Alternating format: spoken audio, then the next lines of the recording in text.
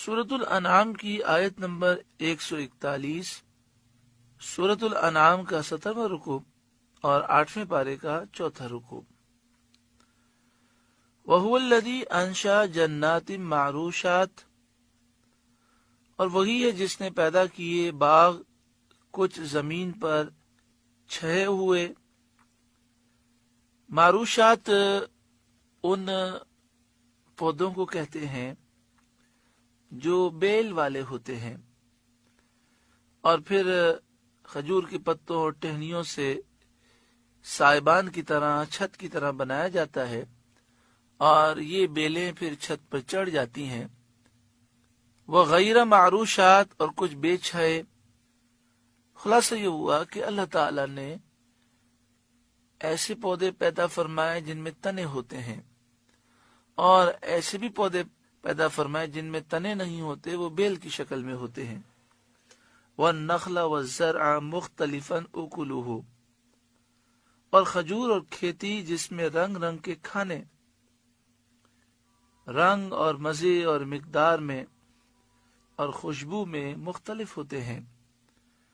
وَالزَّيْتُونَ وَالرُّمَّانَ مُتَشَابِهًا وَغَيْرَ مُتَشَابِهٍ، اور زیتون اور انار کسی بات میں ملتے اور کسی میں الگ، مثلا رنگ میں یا پتوں میں بسا اوقات بعض پھل سے ملتے ہیں، ذائقے میں، تاثیر میں، توانائی میں مختلف ہوتے ہیں۔ کلوا من ثمرہ اذا اثمر، کھاؤ اس کا پھل جب پھل لائے۔ وآتوا حقہ یوم حصادہ، اور اس کا حق دو جس دن کٹے۔ معنی یہ ہے کہ یہ چیزیں جب پھلیں، کھانا تو اسی وقت سے تمہارے لیے جائز ہے، اور اس کی زکوٰۃ یعنی عشر اس کے کامل ہونے کے بعد واجب ہوتا ہے، جب کھیتی کاٹی جائے یا پھل توڑے جائیں۔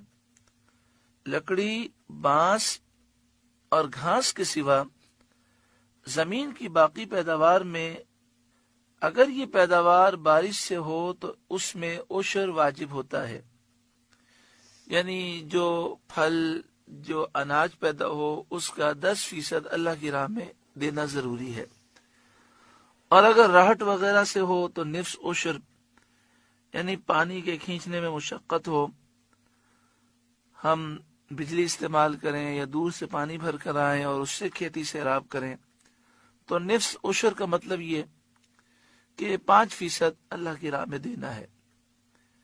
10 آم پیدا ہوں تو 1 آم اللہ کی راہ میں، یہ عشر ہو گیا، اور اگر 20 آم ہو اور اس میں سے 1 آم ہو تو یہ نصف عشر ہوا۔ یہ بھی یاد رکھیں کہ عشر یا نصف عشر جب لازم ہوتا ہے تو اس میں سال گزرنا ضروری نہیں ہے، بلکہ سال میں جب پھل، سبزیاں اور اناج پیدا ہوتا جائے، جتنا اترتا جائے اس میں سے اتنا فیصد نکالنا ضروری ہے۔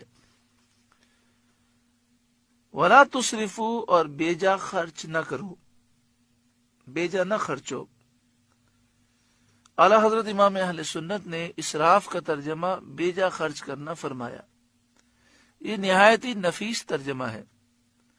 اگر کل مال خرچ کر دیا اور اپنے بال بچوں کو کچھ نہ دیا اور خود فقیر بن بیٹھا، لوگوں سے بھیک مانگ رہا ہے، تو یہ خرچ بیجا ہے۔ اگر صدقہ دینے ہی سے ہاتھ روک لیا اور کنجوسی کر رہا ہے تو یہ بھی بیجا اور اسراف میں داخل ہے، جیسا کہ حضرت سعید بن مسیب رضی اللہ تعالیٰ عنہ نے فرمایا۔ حضرت سفیان کا قول ہے کہ اللہ کی اطاعت کے سوا اور کام میں جو مال خرچ کیا جاوے وہ قلیل بھی ہو تو اسراف ہے۔ حضرت زہری کا قول ہے کہ اس کے معنی یہ ہے کہ معصیت، گناہ میں خرچ نہ کرو، یعنی جو مال گناہ میں خرچ کیا جائے، ناجائز کاموں میں خرچ کیا جائے، چاہے وہ 1 روپیہ ہو، وہ اسراف ہے اور وہ بیجا ہے۔ حضرت مجاہد نے کہا کہ اللہ کے حق میں کوتاہی کرنا اسراف ہے۔ اگر جبل ابی قبیس بہت بڑا پہاڑ سونے کا ہو اور اس تمام سونے کو اللہ کی راہ میں خرچ کر دو تو اسراف نہ ہوگا، اور 1 درہم معصیت میں گناہ میں خرچ کرو تو یہ اسراف ہے۔ معلوم یہ ہوا کہ مال کو گناہ میں خرچ کرنا یہ اسراف ہے۔ انہ لا يحب المسرفین، بے شک بیجا خرچنے والے اللہ کو پسند نہیں ہیں، اسراف کرنے والے، فضول اڑانے والے اللہ کو پسند نہیں ہیں۔ تو ضرورت میں مال خرچ کیا جائے، نیکی میں مال خرچ کیا جائے۔ مال گناہ میں خرچ کریں یہ بھی اسراف ہے۔